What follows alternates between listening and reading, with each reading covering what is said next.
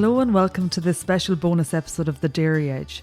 Teagasc are running a weekly Let's Talk Dairy webinar series, which is also being made available as a podcast. On this week's webinar, Stuart Childs considers when to start the second grazing rotation. So I'm just going to go through, I suppose, what we would do on around Patrick's Day, but obviously a week later because of the day that it fell, but still relevant in terms of grazing management for the next number of weeks. And we have a variation from farm to farm. Some farms, obviously, maybe later getting started grazing this year, and a lot of grass on farm to get through at the moment, and a fantastic spell of weather available currently to do that. That throws up its own challenges. And then there are farms that have a nice bit of grazing done already, and they are also being challenged maybe in terms of their position relative to what grass they have on the farm for the next number of weeks to get us to the start of the second round, okay? So again, this varies from farm to farm. There are some people that are actually already started their second rotation, which would be slightly concerning from my perspective in that growth isn't particularly strong. And then there are people that will obviously be on heavier soils that won't have any plan in terms of starting a second round until maybe the 10th to the 15th of April or even later maybe. So ideally, I'll be talking generically here, and people will have to tailor some of this to their own situations, okay? So I'm just going to share a presentation here now first. And we can discuss that then. So when to start the second round in 2022, and I suppose the title is important from the point of view that it doesn't change, or it's not like it doesn't change. If every year is different, and you might crack it this year and find that the same plan of action won't work for you the coming year. Or didn't work for you last year's situation. So it's important that people are dynamic, I suppose, around the start of the second round in each given year. And it means that there has to be a bit of watching and looking done over the next number of weeks in particular to make sure that we start the second round on time, which is a very important piece as well. And we'll cover that as we go along. So just to put a bit of context on it, green line here, which is just barely evident down here on the left-hand side of the chart, is the 2022 growth figure versus the 2021 in the red, and the 5-year average obviously in the blue. And you can see obviously from this one, and we'll zoom into the spring section of it now in a second as well, that it's a good bit, or it's behind where it should be on an average basis, and is behind where it was for last year as well. So that probably in itself will paint a picture. Now, we would have started off quite strongly in terms of average farm cover, etc., on farms for 2022, but the kind of broken kind of weather and cold hard weather that we've had in the last couple of weeks has hampered the recovery, I suppose. And that's the key thing, I suppose, in terms of both people that are just really taking into grazing now, that there isn't great or hasn't been great recovery to date, and that maybe people need to be careful that they don't land at the start of a second round with not enough grass in front of them, and that's a bad situation for people to find themselves in. So this is just a growth from yesterday, updated yesterday for the 23rd of March from pasture base.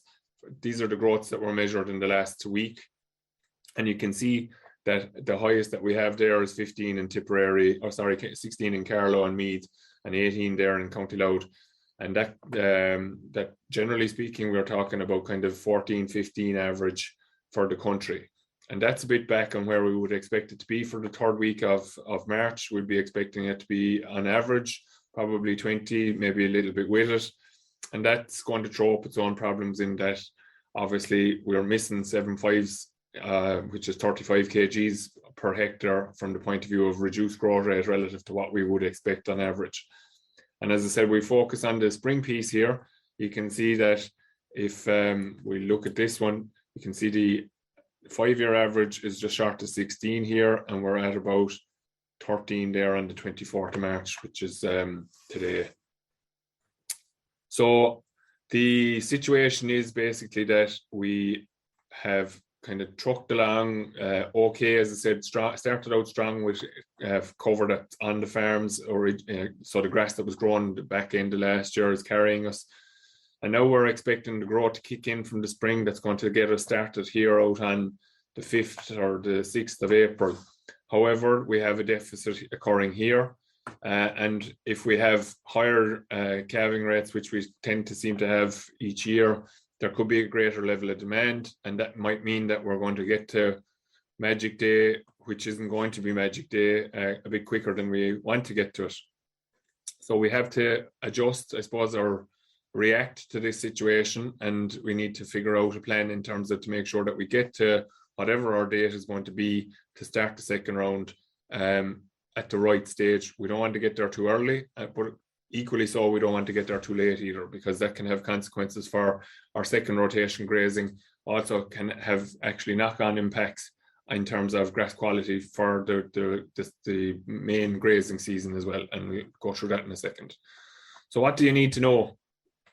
You need to know where are you now. So people have to walk the place, see what kind of level of grass is on it. I suppose from a farm cover point of view, we're trying to keep that farm cover up above 550, ideally, maybe a bit with it, even if you have a higher stocking rate. What percentage of the farm is grazed? And I suppose this kind of period of time will always highlight the issue that a spring rotation plan, which we spoke about a couple of weeks ago, throws up. So we have maybe 60-70% of the farm grazed, which is on target in terms of the spring rotation plan. But because we don't have a recovery sufficient enough to keep going, it means that if we do keep going and graze our final 30%, we're going to end up at the start of a second rotation with an inadequate grass supply to start that second round. And as I said, that 550 kilos average farm cover is an important figure for people that are measuring, because if we go below that, we tend to find it struggle to actually grow grass on the farm until we get above that again. So it's important to try to hold that 500, 550 kilos mark in order to keep grass growing on the farm. The other thing then is, where are you going? So what was your original planned start date for the second round? So again, that will vary from farm to farm. Some people like to start the 2nd, 3rd of April. Others might be the 5th, 6th of April. You'll all know that for your own farm. And if you just think about what date were you hoping to start, and then do the kind of the rough sums or the rough mathematics on it, in terms of if the 5th of April is 5 days in April and we're on the 24th of March today, then there's 7 days in the month of March and there's 5 days in the month of April. If we take our average growth figures, which we would generally say would be 20 for the month of March, and given the growth predictions that LD sent out this week, we should achieve, that would say that we're going to grow 140 kgs over the next 7 days. And if we were to get an average type of April, we should grow 150 over that. So very roughly speaking, we're going to add 300 kgs to our first paddock over the next 12 days. Where is your first paddock now? If we're talking about adding 300 kgs onto that, and our objective is that we'll have 1200 on that first paddock for the next, or on those first paddocks. So we're talking maybe first 2, 3, 4 grazing paddocks that are coming back to us, to have that kind of cover on them in order to start.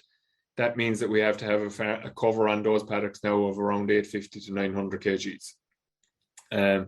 So it's important to see where you're standing. We'll say look back at those grazed paddocks and see what way, the first grazed paddocks, and see what way they have been in terms of their recovery. Now, they started out quite well post grazing in the early spring period, in the early February period. Then we've had very variable weather between wet and cold and harsh dry weather. The growth rate has been variable. So while we may have the days in terms of trying to maximize the amount of days between the start of the first round and the start of the second round, we just may not have had to grow throughout those days in order to get us to where we want to. So if you're not at that kind of 850, 900 on those at the moment, we're going to have to push that out to give more time. And assuming that we are going to get those kind of average growth rates, you can work on the assumption that at 30 kgs, that's going to, so if you're at 750 today, you need another 5 days basically, so you wouldn't be starting your second round until the 10th of April in that scenario. So how are you going to adjust your plan in order to make sure that you get there? That's all going to depend on the amount of grass, I suppose, that you've left to graze. So depending on the amount of grass that's in the proportion of the farm that has yet to be grazed, that's going to dictate what you're going to do in one sense in terms of supplementation levels. The real thing, I suppose, is just dividing out that area. So if there's 12 days left and 12 days is going to get you to the start of the second round, and we'll just take a very simple example. You've 24 acres of ground left to graze, then you're going to graze 2 acres a day. If there's adequate grass on those 2 acres for along with a bit of supplementation, you can do that with just meal and grass.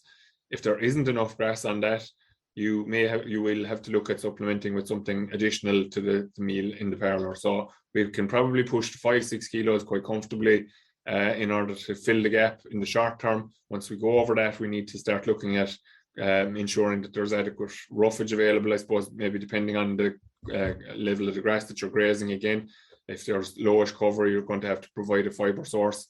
So the silage might have to come into play there. And it's important that we know that we divide that area out, and that we're not just continuing doing what we've been doing all along and risking that we're going to run out faster than we are hoping to. So the idea is, as I said, if you had 24 acres left to graze and you've 12 days to get to the start of the second round, and you're happy that you'll be able to start the second round at that stage, you divide that area up into basically 12 sections, which is 2 acres a day, and then fill in the gap if there's a gap to be filled. That doesn't necessarily mean that when we start the second round that we're going to be dropping that supplementation, but it means that our cover on our first grazed paddocks are where we want it to be. Why is that important? It is important because we have one more opportunity left now before we move into the reproductive stage of grass, which is the heading stage. And as you all know, that heading stage is the one that impacts on protein percentages and so forth for you in your milk constituents.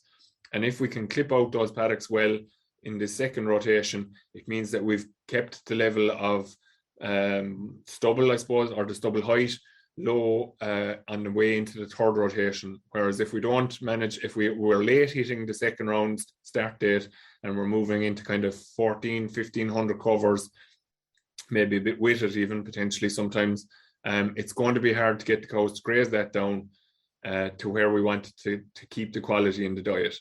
Now, in general, I don't have a huge issue with people topping, because I think or using a mower to correct grazing heights if there's an issue on farm. But this year is going to be very, very expensive to do that because of the increase in diesel costs. And as a result, we should be trying to do everything that we can to avoid having to use the topper or more to correct pasture or post grazing heights if we can at all. So this is an opportunity to do that. And where that really starts is where we make sure that we start that second round. So it actually could mean that we may not even be finished our first round if our first grazing paddocks, so the first 3 to 4 paddocks, are in the right place to start. We can actually start to mix and match a little bit there. And what it can help to do sometimes is to transition into that lusher grass that you're going to be transitioning into with the second round grass, and can help cows transition a bit better. So it's not a bad thing. So it's important that I suppose we don't put on the blinkers and concentrate on completely finishing the first round before we start the second round. We have the scope to maybe mix and match a little bit. And as I said, that bit of second round mixed in with the first round could mean that we would just get away with meal and grass only. But if we are tight, it may mean that we may need to come in with supplement in the form of silage as well. So it's important that people are conscious of that, and that over the next number of weeks that we're reassessing our situation on a weekly basis in order to make sure that we're not going to overshoot the runway or undershoot the runway. And the runway basically is that start date.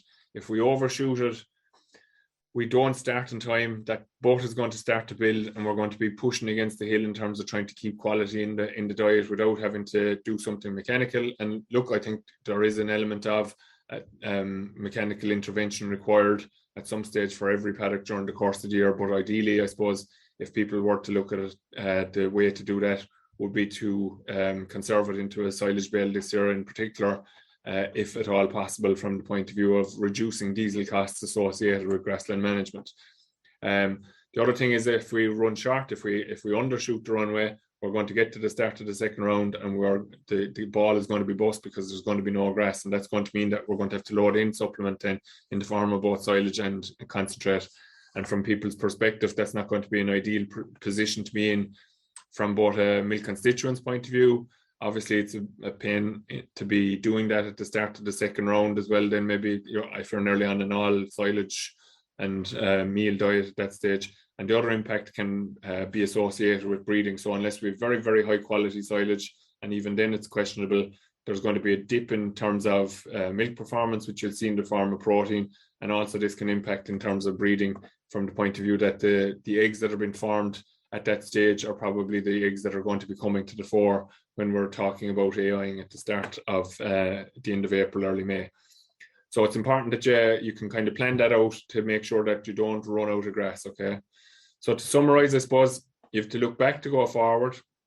So you need to see what's on the first grazed paddocks. Where that is then is going to dictate that start of the second round. So as I said, if you're not at kind of 850, 900 today, based on what we would see for the average figures, would say that you're not going to make start to the second round on the 5th of April if that was your plan. The other thing that may need to be factored in, which is why you need to reassess weekly, which is the third point there, is because the forecast is potentially giving some colder, harsher weather again next week. So we're getting a nice spell at the moment, and I would say that from my perspective, I think that things have improved quite dramatically in the last 48 hours, probably with a bit of heat and sunshine. In terms of, there was a lot of leaf scorch after the Patrick's weekend that I saw on the country. And that's kind of correcting itself now, and grass is beginning to grow again. But if we do take a dip again, it is going to mean that we're going to have to push that out a little bit more.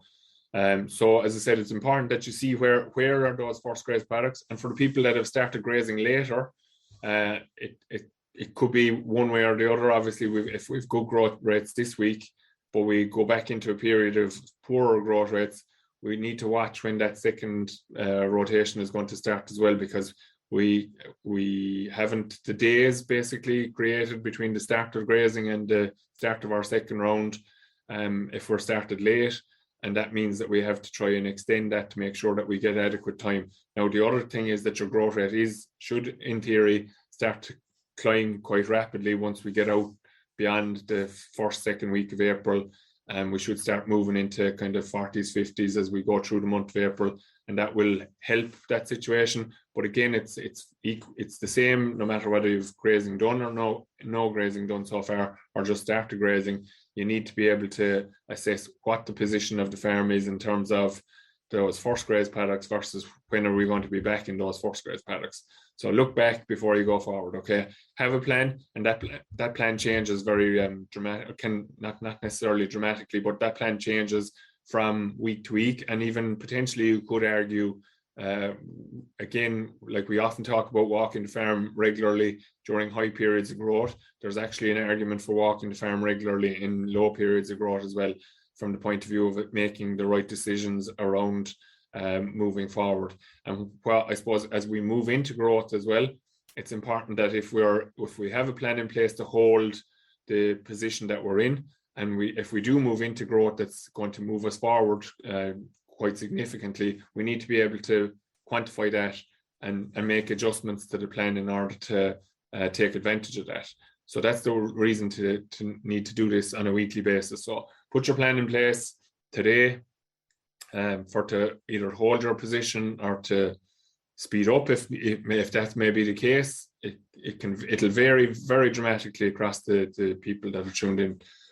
And then you need to go back again then early next week probably to look at the position, see where those are going and where they're going to get you, because it is quite literally just that there has been lower growth rates.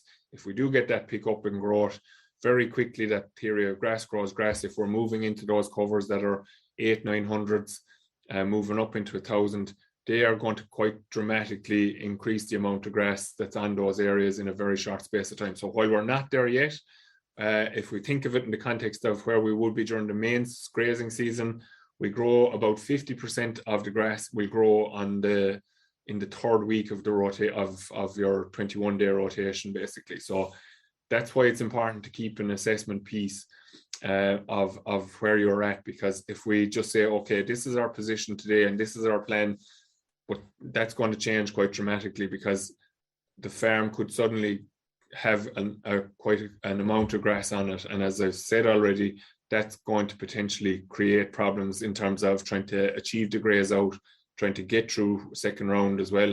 And obviously we want to try and eliminate machinery costs associated with grassland management at any point that we can logistically or realistically for 2022. So if we can avoid having to take corrective action with in 2022, other than maybe taking it out for bales or something like that to correct it from that point of view, it will be good from a financial point of view. Look, it may be a necessity, but if we can avoid it, that would be good.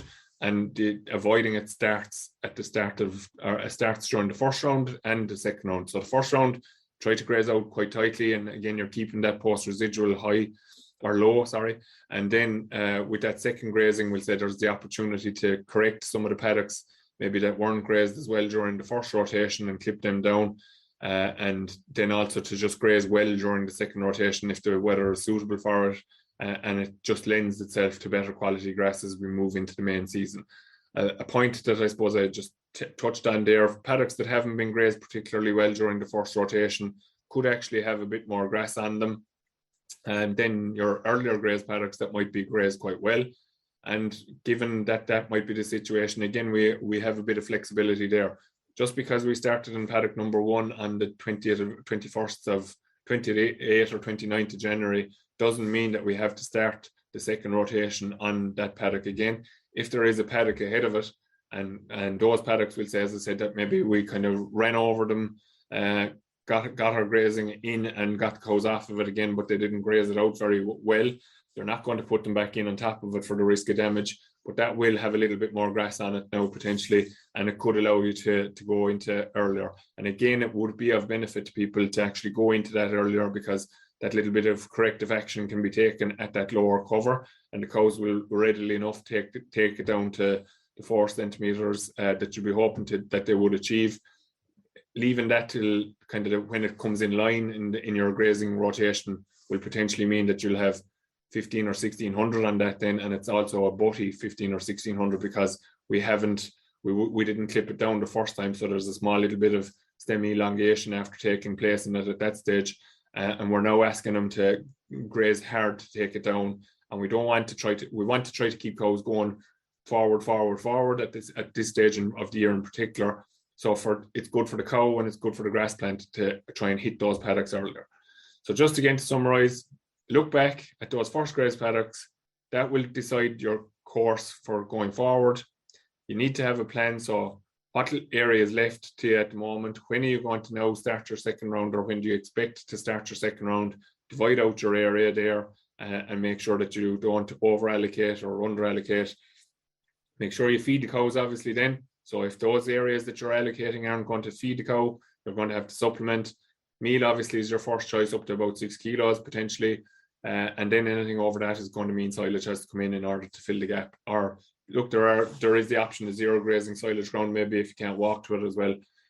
Or there is the option, of course, of maybe bringing in silage ground that may have already got some fertilizer. Be very careful if people have already moved, which is unlikely, I would expect, with full rates of fertilizer on silage ground, that there is a risk of animals getting sick there if they go into that with nitrate poisoning.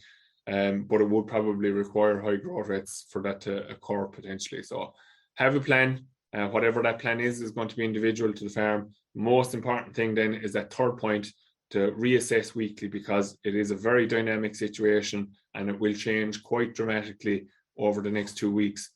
And the key point of the whole topic this morning is that it is important that you don't finish your first round too late and start your second round too late, but it's also equally important that you don't start your second round too early either, because you don't want to go into a tailspin in terms of grass growth. Final point, I suppose, that needs to be mentioned on it. Obviously, I'm not going to focus too much on it, because it's time for fertilizer to get out on farms. People have huge expectations of the 2,500 gallons of slurry that was put out earlier on in the year, and in some cases we have little or no fertilizer gone out with that now at this stage. We need to get out with fertilizer now. Conditions are fantastic in this part of the country anyway. I would assume it's going to be the same looking at the forecast for the rest of the country in terms of ground trafficability, so no issue in terms of getting out there. Good growth rates forecast for this week, which will mean that it'll start to get utilised in particular, and it just needs to get out there. So objective would be that we'll have on average 60 units maybe on the drier farms, maybe a little bit closer to kind of 50, 55 on some of the heavier farms over the next number of weeks. Definitely 60 needs to be out by the early part of the first stages of April on the drier farms. So if you don't have nitrogen up to date, if there's only slurry out, or if you have nitrogen and fertilizer out in parts but have more fertilizer to get that fertilizer out. You need nitrogen to grow grass, folks.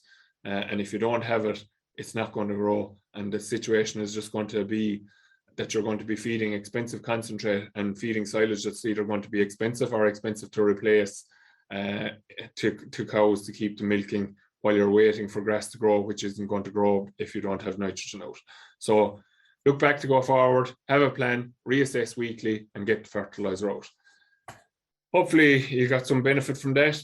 We'll be back next week. Next week, I'm actually going to talk about fertilizer for silage. So again, we're looking at potentially trying to save some fertilizer where we can.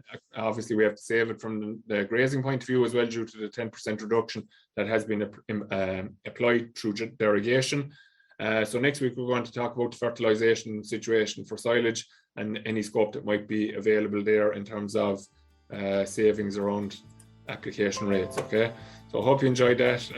We'll talk to you next week. Enjoy the fine weather and take care. Thank you. That's all for this week's Let's Talk Dairy webinar series, and don't forget to look out for more bonus episodes each week. I'll be back with our usual Dairy Edge interview on Monday, so do listen in then.